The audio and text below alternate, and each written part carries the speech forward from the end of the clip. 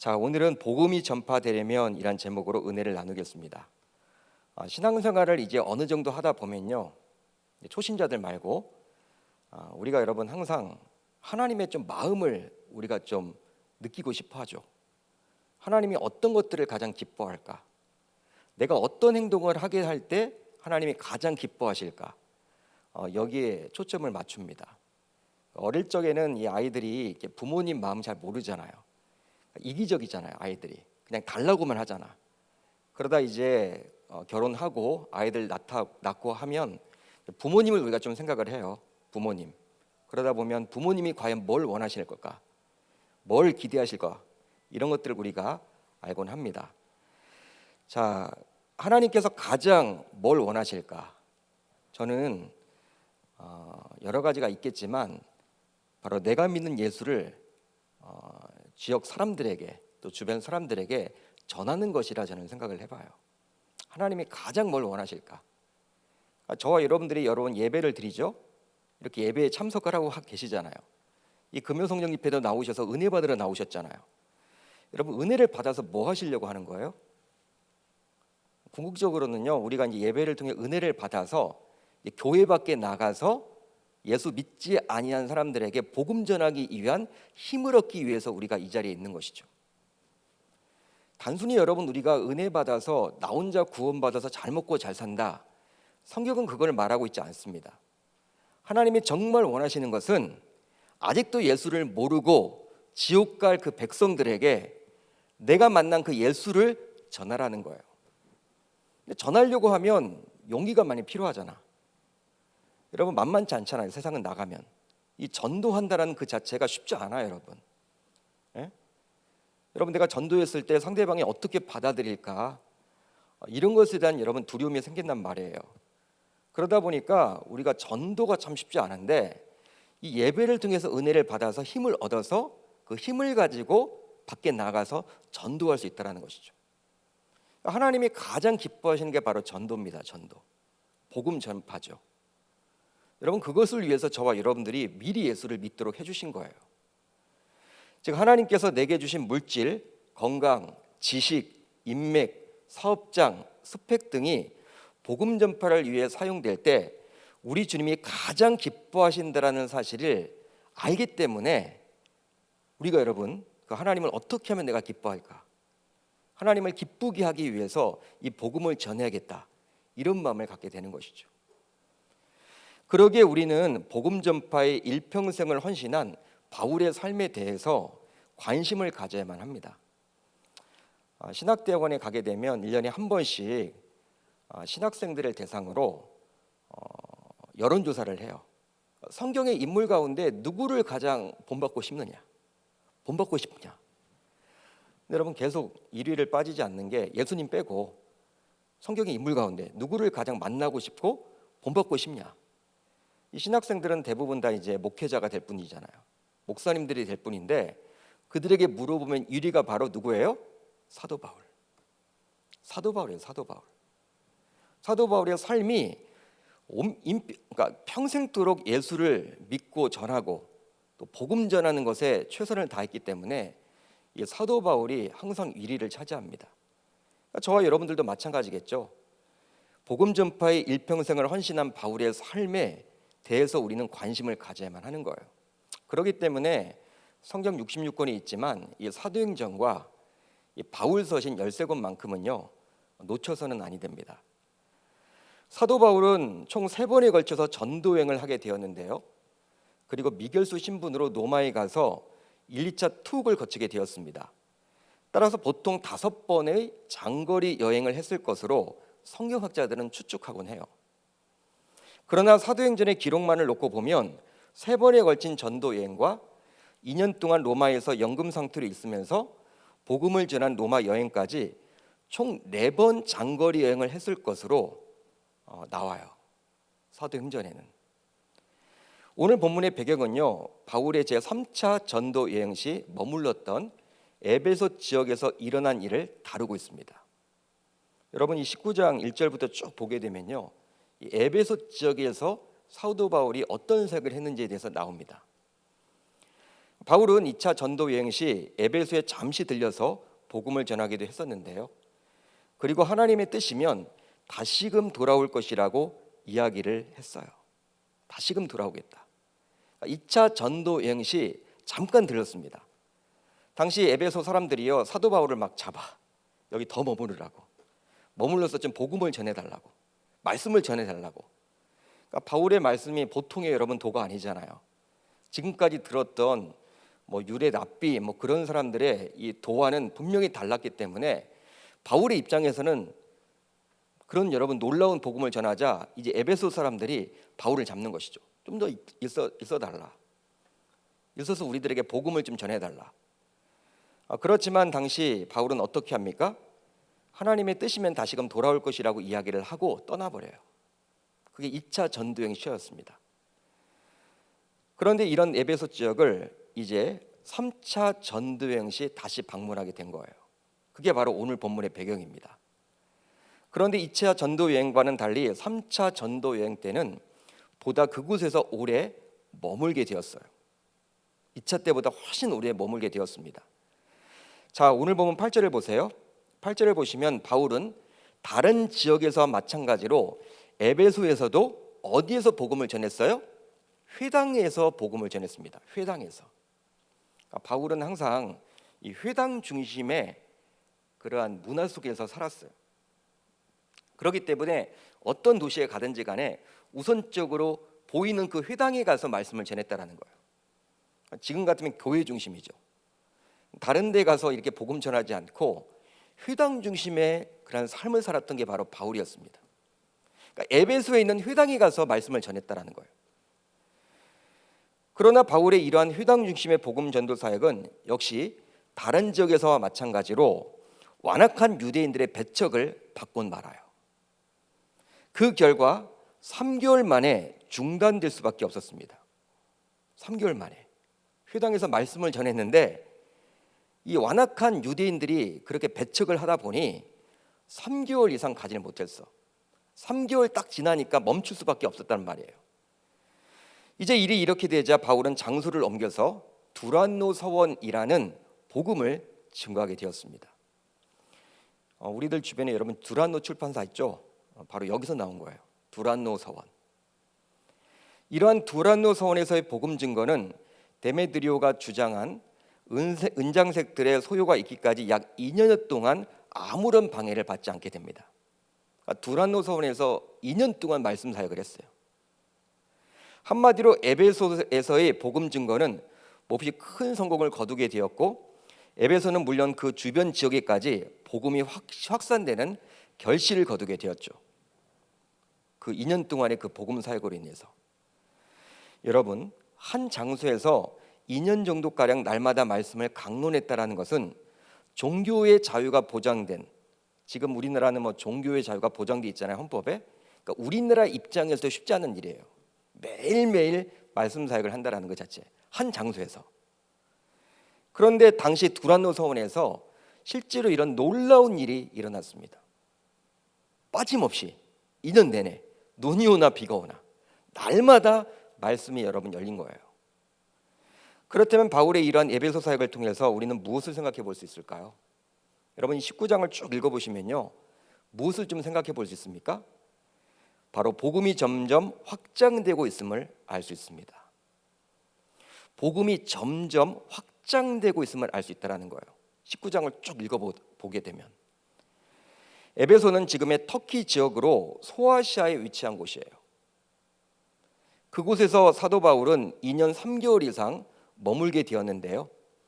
그런데 에베소에 있지만 사도 바울은 광대한 계획을 가지고 있었습니다. 어떻게 할 수 있느냐? 바로 21절을 보면 알 수가 있어요. 19장 21절 이렇게 기록되어 있죠. 제가 읽어드립니다.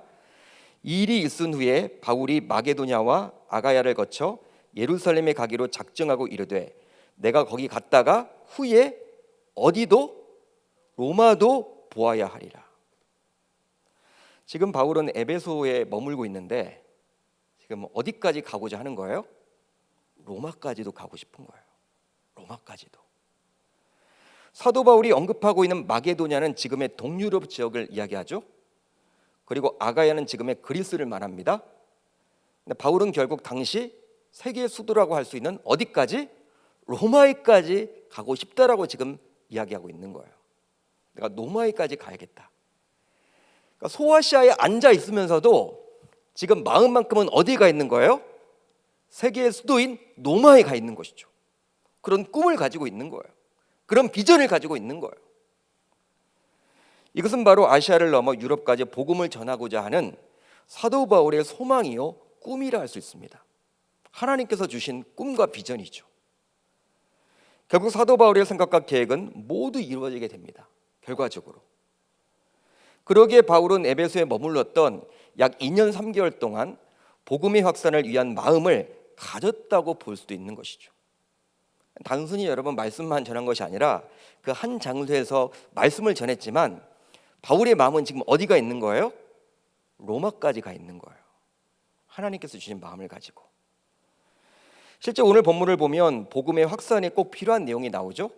그런 내용이 나옵니다. 무엇입니까, 여러분? 제가 말씀을 드릴게요.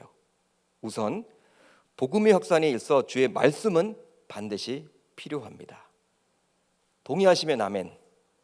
동의하시면 아멘.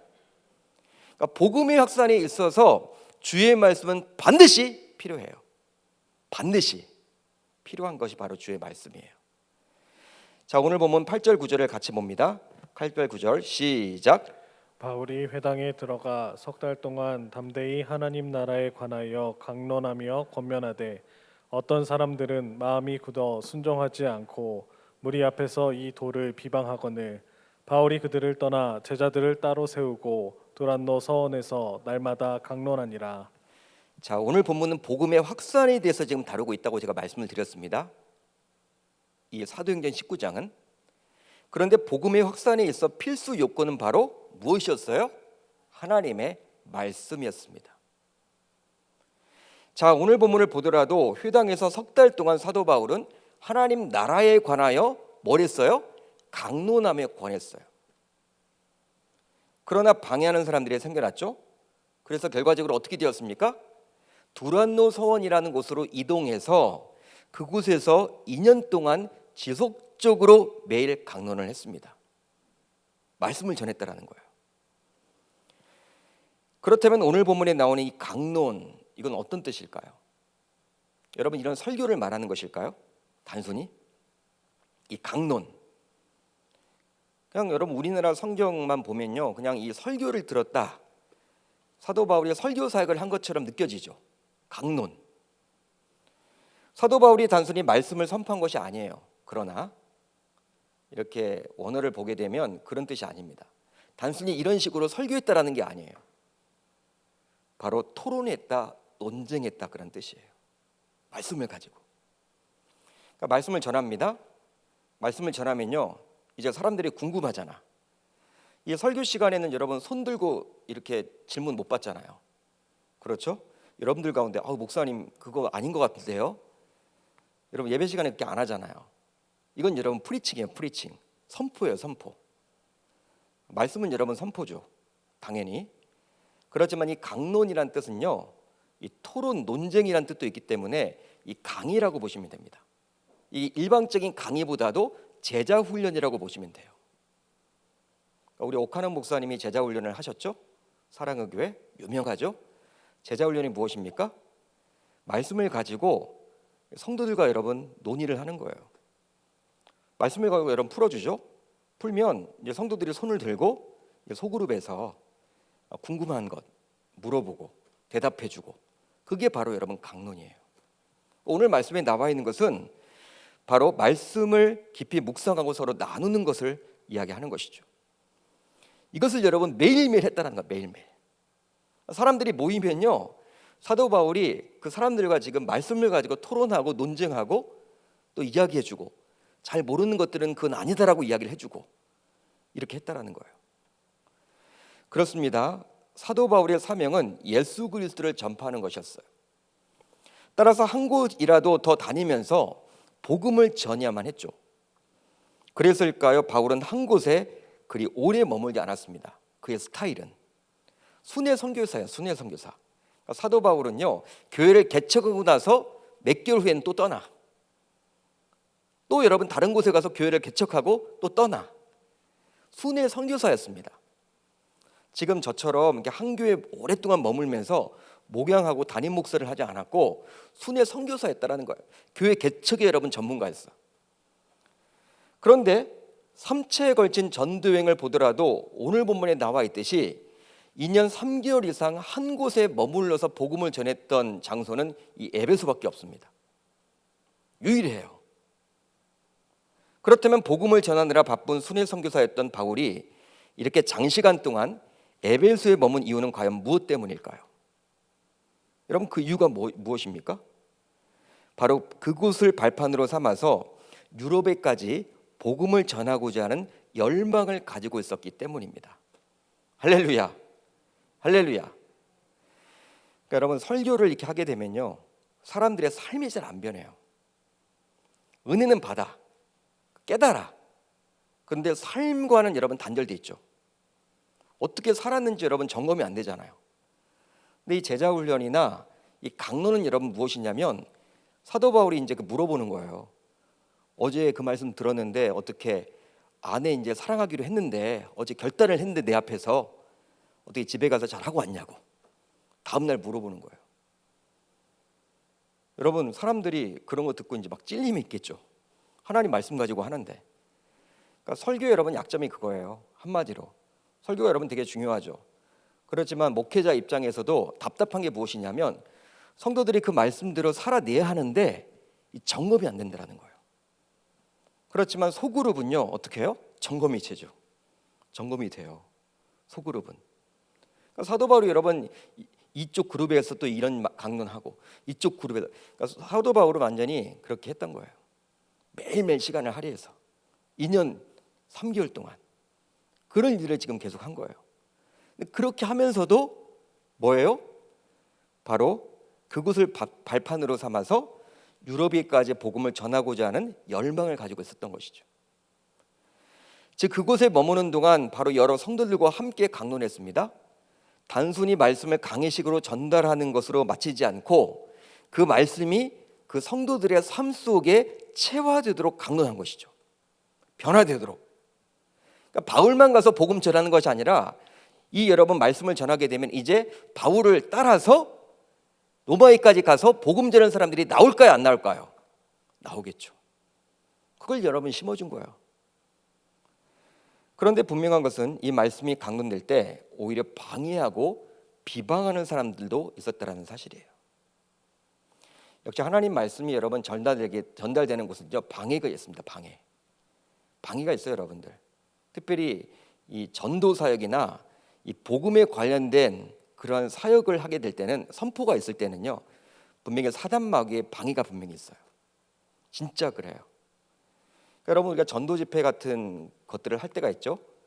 뭐 행복나눔 축제 같은 거 할 때 제가 여러분 말씀을 전하잖아요. 그때는 여러분 다른 때보다도 막 핸드폰이 울리거나 막 방송 사고가 나거나 사람들이 여러분 이렇게 불신자들이 막 섞여 앉잖아.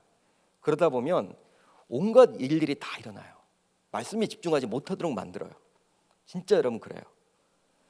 여러분 우리 교회도 2년 전에 했을 때 그래서 여러분 중보기도팀에서 얼마나 그날 기도했는지 몰라요. 다른 날보다도.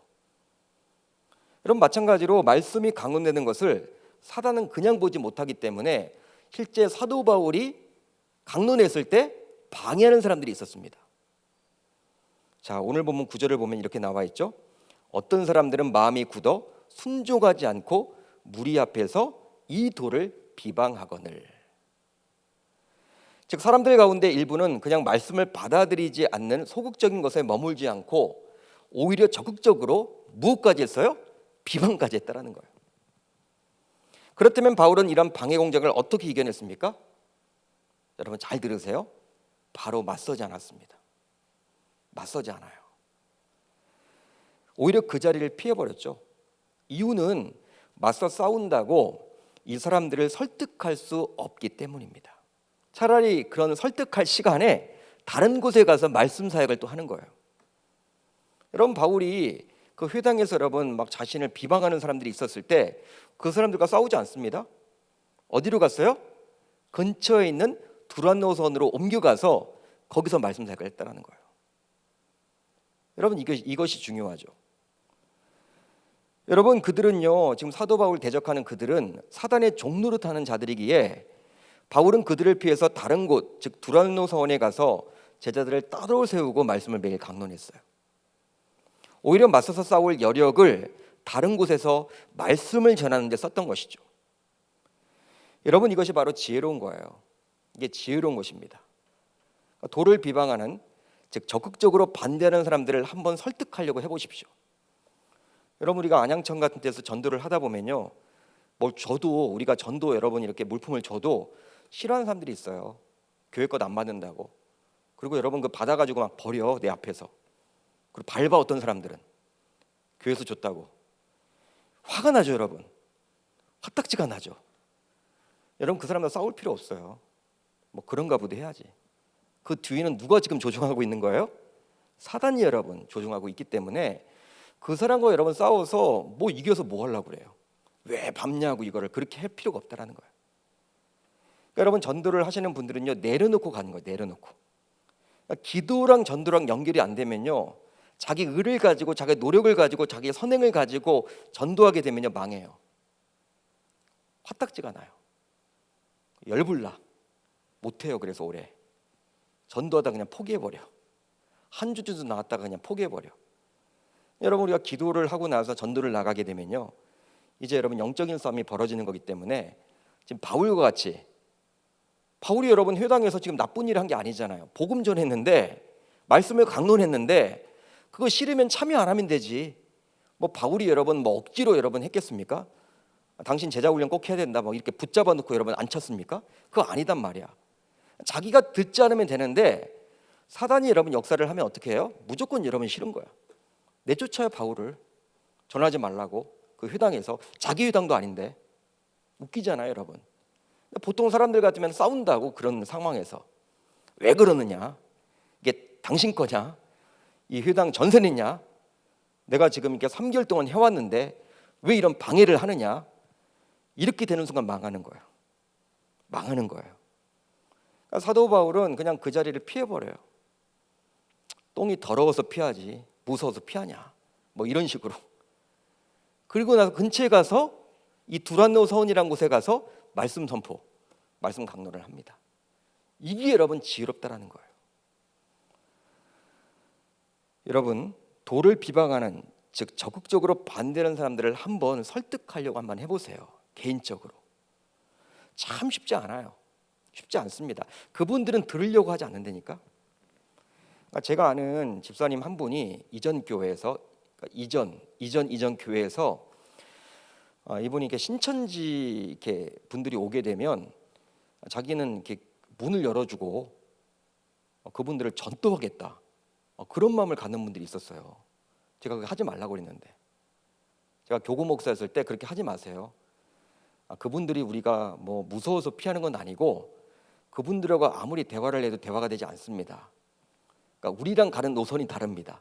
설득이 안 되는 분이 바로 그 이단들입니다.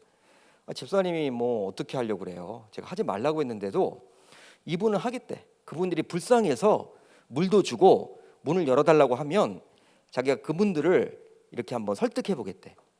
설득이 될까요, 안 될까요? 그분이 넘어갈 뻔했어. 아유, 그분이 넘어갈 뻔했다니까요. 성경 공부 모임에 간다는 거야. 나중에 저한테 제가 가지 말라고 했지. 얼마나 여러분 그분들이 꼬셨으면 성경 공부 모임에 한번 가서 보겠다라는 거야. 가는 순간 망하는 거거든. 가지 말라고. 가서 봐야지 뭐 목사님 뭐 이기든지 하지 않냐고 저한테 얘기하는데 제가 가지 말라고 강하게 얘기했어요.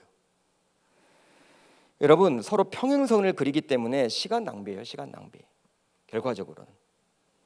그러게 바울은 지혜롭게 그 자리를 피해서 그 힘을 다른 곳에서 말씀을 강론하는 데 사용했습니다. 사랑하는 성도 여러분, 이런 말씀에 대한 지속적인 강론 이후 결국 어떤 일이 벌어졌습니까?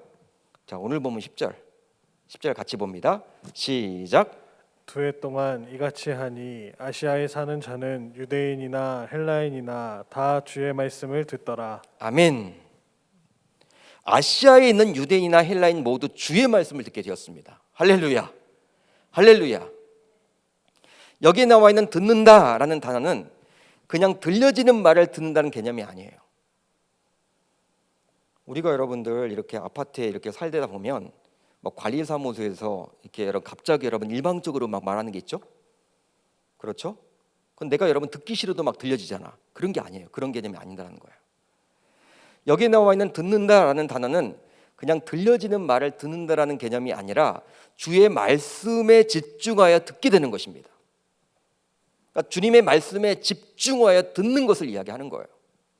한마디로 말씀으로 반응하는 것이죠. 에베소는 소아시아 지역에 있었는데요, 2년 동안 매일매일 말씀에 대한 강론이 있었기에 그 소문이 아시아 전역까지 퍼진 거예요. 아시아 전역까지. 놀라운 일이 벌어진 거예요. 그러다 보니 그곳에 거주하던 유대인, 헬라인들이 차별 없이 동일하게 말씀에 집중하게 되었다라는 거예요. 여러분, 지금처럼 교통이 발달하지 않았습니다. 통신이 발달하지 않았어요. 유튜브 없어요. 2000년 전이에요. 근데 아시아에 있는 모든 사람들이 주의 복음을 듣게 된 거예요. 한 곳에서 말씀을 전했는데, 사도 바울이. 그러니까 여러분, 순회 선교사로서 막 이곳저곳 옮겨 다니면서 복음을 전했던 그것보다도 더 효율적으로, 효과적으로 복음 사역이 일어나게 된 것이죠. 누가 하신 거예요? 하나님이 하신 것이죠.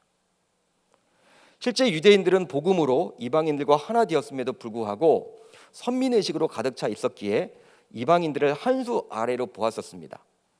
그러나 하나님의 말씀 앞에서 유대인과 이방인인 헬라인이 동일선상에서 그려주고 있죠. 자, 여러분 말씀을 보세요. 10절 보면 이렇게 나와 있잖아요. 제가 다시 한번 읽어드립니다. 아시아에 있는 자는 유대인이나 헬라인이나 다 주의 말씀을 듣더라. 유대인이나 헬라인이나, 여러분 동일하게 지금 그려주고 있어요. 유대인들은 선민의식으로 가득 차 있었기 때문에 같은 예수를 믿어도 헬라인을 여러분 이렇게 딱 아래 취급했는데 이제 그렇지 않게 되었다라는 거예요. 따라서 복음이 확산되어 가는 데 있어 가장 중요한 것은 우리 주님의 말씀임을 알 수 있습니다. 즉 말씀이 없는데 복음이 확산되고 부흥이 일어난다면 이것은 주님이 주신 부흥이 아닐 수도 있는 거예요. 말씀 사역이 없는데, 말씀이 없는데 부흥이 일어났다? 그 교회가 여러분 이상한 교회일 수도 있어요. 말씀이 약한데, 강단에서 말씀이 되게 약한데, 그러니까 여러분 어떤 기적을 통해서 여러분께 부흥이 나타날 수도 있죠. 근데 그 기적이라는 게 하나님이 주신 기적이 아닐 수도 있다는 거예요. 잘 분별을 해야 돼요. 여러분, 우리 교회가 부흥되기를 원하십니까? 성장하기를 원하세요? 성숙되기를 원하세요? 여러분들에 속한 팀, 부서, 사랑방 교회가 복음을 확산시키는 전초 기지가 되기를 원하십니까? 그렇다면 주의 말씀이 반드시 있어야만 하는 거예요. 말씀이 없는데 그것을 바라서는 아니 되겠죠. 실제로 지금은 코로나 상황이다 보니 제대로 모일 수가 없지만 매년 부흥하여 분가하는 사랑방이 있어요. 우리 교회도. 그런 사랑방을 보게 되면 주의 말씀이 왕성한 사랑방입니다. 물론 성도 간의 교제도 필요하고 식사하는 것도 필요해요. 야외에 나가는 것도 필요해요. 그렇지만 그것만으로 부흥은 안 돼요. 교제하는 걸 끝나. 더 중요한 것이 바로 주의 말씀이에요. 그러기에 말씀의 풍성함이 있어야만 합니다. 말씀에 대한 강론이 일어나야 하는 거예요. 사랑 목자가 하나님의 말씀을 가지고 사랑방을 할 때 방언들 사이에서 말씀에 대한 궁금증이 일어나야 하는 것이죠. 그리고 물어봐야 하는 거예요. 사랑 목자에게. 사랑 목자들이 그 사랑방언들의 궁금증을 해결하고자 더욱더 말씀을 배우려고 야단이어야 합니다. 그럴 때 그 사랑방은 어느 순간 부흥하게 되리라 믿습니다. 이제 이 금영성령 집회에 나온 분들은 스스로 자신을 점검해 보셨으면 좋겠어요. 바로 말씀에 대한 갈증을 가지고 있는지 스스로 자신을 바라볼 수 있어야 할 줄 우리 주님의 이름으로 축원합니다. 그러니까 성경을 읽다가도 여러분 궁금한 점이 있으면요, 담당 교육자를 붙잡고 여러분 물어봐야 돼요. 그럼 궁금증이 여러분 생겨나야 돼요. 무작정 여러분 읽는다고 되는 게 아니라 말씀을 읽으면서 궁금증이 있잖아요. 왜 하나님이 선악과를 만드신 거지? 예를 들어서 그런 것들. 왜 하나님이 인간을 가장 늦게 만드셨지? 가장 먼저 만들 수도 있는데. 죄. 그게 왜 죄일까? 여러분, 우리가 이런 것 의문을 여러분 가지셔야 한다는 거예요. 말씀에 대한 갈증. 이제 다음으로 복음의 확산에 있어 주의 능력은 반드시 동반됩니다. 동의하시면 아멘. 복음의 확산에 있어 주의 능력은 반드시 동반된다. 자, 오늘 본문 11절 12절을 같이 봅니다. 11절 12절 시작. 하나님이 바울의 손으로 놀라운 능력을 행하게 하시니 심지어 사람들이 바울의 몸에서 손수건이나 앞치마를 가져다가 병든 사람에게 얹으면 그 병이 떠나고 악기도 나가더라. 여러분, 이 말씀에 나와 있는 놀라운 주목에 집중해 보세요. 놀라운 능력, 이 단어에 주목해 보세요. 11절 하나님이 바울의 손으로 놀라운 능력을 행하게 하시니라는 이 구절은 어떤 의미가 있느냐? 원어 그대로 풀어드리면 하나님께서 바울을 통해서 특별한 기적을 행했다, 그런 뜻이에요. 그러니까 하나님께서 특별한 기적을 행하셨는데 누구를 통해서? 사도 바울을 통해서. 여러분, 특별한 기적의 주체가 누구입니까? 여호와 하나님이시죠.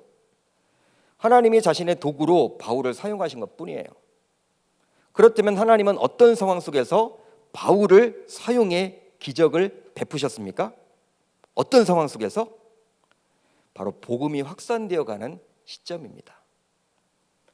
따라서 하나님이 베풀어 주시는 기적은 복음이 전파되는 상황 속에서 일어남을 알 수 있는 거예요. 여러분, 아멘이십니까? 그러기에 각종 선교지에서 선교사님들이 보여주시는 선교 편지를 보게 되면요, 그걸 읽고만 있어도 은혜가 되는 거예요. 야, 이런 기적이 나타났구나. 왜? 여러분, 이 선교사님들이 그쪽에서 여러분 전방 기지잖아요. 복음 전하는. 우리나라에서는 별로 그런 기적이 안 나타나는데 선교사님들이 그 선교지에서는 일어난다는 거예요. 진짜 여러분 놀라워요. 선교를 가보게 되면요, 저도 여러분 병을 고쳤다니까. 한국에서는 여러분 동일하게 기도했는데 아닌데, 그런 나라는 병원도 없고 하다 보니까 하나님이 그렇게 해주신 것 같아요. 놀라운 기적이 막 일어나. 얼마나 여러분 재미있는지 몰라요, 사역이. 여러분, 오늘 본문을 보면 바울의 손수건이나 앞치마를 가져다가 병자에게 얹기만 해도 병자의 병이 낫게 되고 악귀도 떠나간다라고 기록되어 있어요. 놀라운 일이 벌어진 것이죠. 이것은 손수건 혹은 앞치마가 중요한 것이 아니라 누구의 손수건이냐, 누구의 앞치마냐, 이것이 중요한 거예요. 바로 바울의 손수건이요, 바울의 앞치마였습니다. 그러나 그 자체가 능력이 나타난 것은 아니죠. 바로 여호와 하나님이 그렇게 해주신 거예요. 하나님이 바울을 도구로 사용하신 것뿐입니다. 그렇다면 왜 바울을 드러내려고 하셨을까요? 여러분, 말씀을 보게 되면 바울을 드러내시잖아요, 하나님이. 왜 그랬을까요? 바로 복음을 확산하기 위함입니다. 사도행전 9장 15절을 보면 이렇게 나와 있어요. 처음 하나님이 사도 바울에게 주신 사명이에요. 주께서 이르시되 가라, 이 사람은 내 이름을 이방인과 임금들과 이스라엘 자손들에게 전하기 위하여 택한 나의 그릇이라. 전하기 위하여, 즉 복음의 확산 때문에 바울이 세워진 것이죠. 이것을 위해서 하나님은 그의 이름을 높이십니다. 높이세요. 여러분들도 높아지기를 원하세요? 높아지기를 원하세요? 승진하시기를 원하세요? 세상에서 인정받기를 원하세요? 그렇다면 내가 과연 무엇 때문에 이름을 높이려고 하는지를 곰곰이 생각해 보시기를 바랍니다. 여러분, 우리 자녀가 왜 좋은 대학을 가야 돼요? 여러분, 고3 수험생들이 있다면 자녀 가운데 왜 좋은 대학에 가야만 합니까? 그리고 왜 내가 승진을 해야 되는 것이죠? 복음을 확산시키기 위해서, 예수의 증인된 삶을 위해서 회사의 대표이사가 되려 한다면 우리 주님이 높여주세요. 분명한 것은. 그러나 나의 유익을 위해서, 나의 가문의 명예를 위해서, 자신을 위해서 이름을 더 높이려 한다면 하나님은 그렇게 하지 않으십니다. 그렇습니다. 예수를 믿는 신자라면, 예수의 제자라면, 하나님의 자녀라면 저와 여러분들은 세상 사람들과 다른 가치관을 가지고 살아야만 할 줄 믿습니다. 세상 사람들은 자기 자신이 높아지기 노력하잖아요. 내가 높아져야 한다고 여겨요. 그렇지만 사무엘상 2장 6절 7절을 보면 하나님은 이렇게 말씀하십니다. 여호와는 죽이기도 하시고 살리기도 하시며 수월에 내리기도 하시고 거기에서 올리기도 하시는도다. 여호와는 가난하기도 하시고 부하기도 하시며 낮추기도 하시고 높이기도 하시는도다. 사무엘의 어머니인 한나의 기도예요. 한나는 인간의 생사복이 여호와 하나님께 달려있음을 믿음으로 고백합니다. 인간의 노력으로 되지 않는다라고 고백하고 있는 거예요. 아무리 우리가 애를 써도 높아질 수 없다라는 거예요. 실제로 오늘 본문을 보면 하나님께서는 바울의 이름을 높이셨어요. 바울이 여러분 가는 곳마다 놀라운 일이 벌어지잖아요. 하나님이 그렇게 하셨다니까요. 바울이 여러분 한 번도 자기 자신이 높아지려고 해본 적이 없어요. 하나님은 그를 사용하신다니까요. 따라서 스스로 높아지려고 하지 마시고 복음의 확장을 위해 힘쓰기만 한다면, 또 증인된 삶에 우선순위를 두기만 한다면 우리 주님께서 바울을 높이신 것 같이 저와 여러분들의 이름도 알아서 높여주실 줄 우리 주님의 이름으로 축원합니다. 또 하나 주목해서 봐야 할 것은 악귀, 즉 악한 영도 예수와 같은 진리와 비진리를 구분할 줄 안다라는 점이에요. 자, 여러분 오늘 보면 15절을 보세요. 놀라운 일이 벌어집니다. 악귀가 대답하여 이르되 내가 예수도 알고 바울도 알거니와 너희는 누구냐 하며. 사탄 마귀가. 여러분 이 구절은 어떤 배경에서 나왔습니까? 마술하는 유대인들이 바울을 흉내 삼아서 악귀 들린 자들을 주 예수의 이름으로 내쫓으려고 하죠. 거기에 유대의 한 제사장 스게와의 7 아들도 동일한 일을 저지릅니다. 이런 상황 가운데 악귀는 15절과 같이 자신들이 예수도 알고 바울도 아는데 너희들은 과연 누구냐라고 지금 묻고 있는 거예요. 악귀조차 진짜인 예수와 바울을 분간하고 있는 것이죠. 악귀조차도. 여러분 사탄 마귀는요 예수님이 누구인지 정확하게 알아요. 정확하게 압니다. 모르는 게 아니에요. 알아요. 결국 악귀 들린 자는 오히려 마술하는 유대인들과 스기야의 7 아들에게 뛰어 올라가게 되었죠. 사랑하는 성도 여러분, 이런 주의 능력이 나타나게 된 후 그 결과 어떻게 되었을까요? 오늘 보면 17절 제가 읽어드립니다. 에베소에 사는 유대인과 헬라인들이 다 이 일을 알고 두려워하며 주 예수의 이름을 높이고 믿은 사람이 많이 와서 자복하여 행한 일을 알리며. 여러분 이 말씀을 자세히 보시면요 이미 언급한 10절의 말씀과 구조가 비슷해요. 여러분들이 가지고 있는 10절을 보세요. 구조가 비슷합니다. 역시 유대인과 헬라인을 동일하게 동일 선상에서 기록을 해주고 있죠. 그들 모두 결국 어떻게 했어요? 주 예수의 이름을 높였어요. 바울을 높이는 것이 아니라 바울을 높였던 주 예수 그리스도를 높이게 됩니다. 바울을 높이는 것이 아니라 바울이 지금 주 예수를 높이자 그걸 보고 어떻게 했어요? 주 예수를 높이게 되었다라는 거예요. 그뿐만 아니라 마술을 행하던 많은 사람들이 그 책을 모아가지고 와서 모든 사람들 앞에서 불을 지르니 그 책값을 계산한 적 은 5만의 가치가 있게 되었다라고 성경은 기록해주고 있어요. 이 말이 뭐예요? 마술사들이 자신들이 보는 책들을 불태우게 되었습니다. 바로 주 예수 이름만을 높이는 것이 아니라 실질에 옮기는 신앙의 모습을 보여주고 있는 거예요. 그것으로 밥 먹고 살지 않겠다라는 거예요. 마술에서 다 불태웠어요 책을. 근데 그 짓 하지 않겠다라는 거예요. 내가 그런 마술사로서 이제 인생을 허비하지 않겠다라는 거예요. 그러기에 주님의 능력은요 복음의 확산을 위해서 하나님이 주심을 우리가 믿어야 하는 것이죠. 그러니까 우리는 여러분 어떤 능력 받기를 원하는데 하나님은 어떤 때 능력을 주세요? 바로 복음 전파 사역을 할 때. 그러니까 여러분 우리가 진짜 방언도 하고 싶다. 내가 기도도 깊이 하고 싶다. 내가 어떤 병 고치는 은사도 가지고 싶다. 예언하는 은사도 가지고 싶다. 하나님이 주십니다 여러분. 그렇지만 어떨 때 주세요? 내 병 내가 낫기 위해서 여러분 병 고치는 은사 달라? 안 줘요 하나님이. 바로 복음 전파 사역.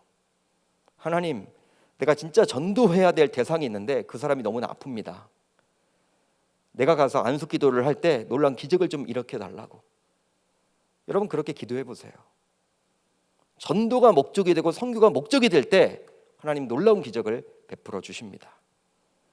그렇기 때문에 저와 여러분들 모두 이 복음이 전하려면 바로 말씀이 필요하고 주의 능력이 하나님께서 주신다라는 그 사실을 붙들어서 저와 여러분들 모두 이 땅을 살아가면서 특별히 금요성령 집회에 나와서 이렇게 은혜 받는 여러분들은 최우선이 바로 이 복음 전파 사역 되셔서 이런 코로나 상황이지만 하나님을 가장 기쁘시게 하는 흡족해 하시는 저와 여러분들의 삶이 다 되시기를 우리 주님의 이름으로 축원합니다.